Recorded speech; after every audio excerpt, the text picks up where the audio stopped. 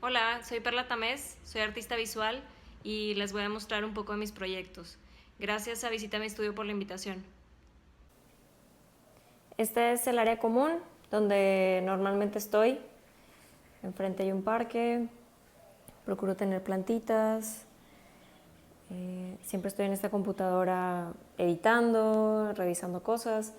Estas dos piezas las realizaron dos de mis sobrinas para la expo que tuve hace un par de años que se llama Colmena. Aquí les muestro un poquito. Colmena es uno de los proyectos más extensos que he tenido. Este proyecto lo trabajo con mi papá. Él ha sido apicultor toda su vida y pues el proyecto surgió hace como 4 años cuando él comenzó con la idea de que tal vez ya dejaría de ser apicultor.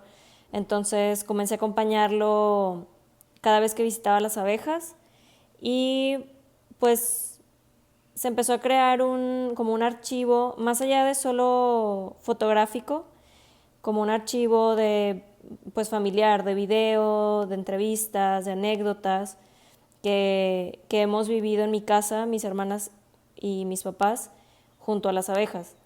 Entonces, a la par empiezo a hacer analogías de mi familia con la colmena, de cómo esas dinámicas que se dan en la colmena son tan similares en mi familia, entendiendo que pues en mi casa hemos crecido y hemos vivido con ellas y que pues ahora son parte de mi familia también.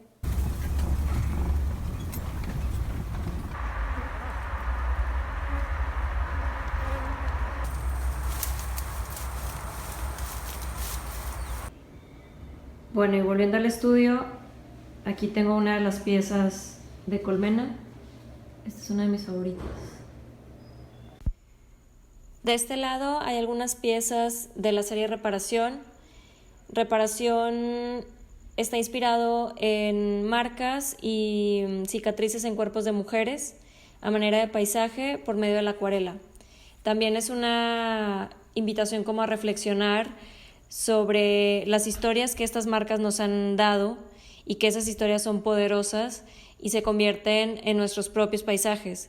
Y cada una tiene diferentes situaciones, pero yo creo que todas nos llegamos a identificar con alguna de estas. Y bueno, para terminar, me gustaría mostrarles estos retratos que hice para la campaña de Eternamente Gracias con Brands and People y Tech Salud. Muchas gracias por ver este video, cuídense mucho y nos vemos muy pronto.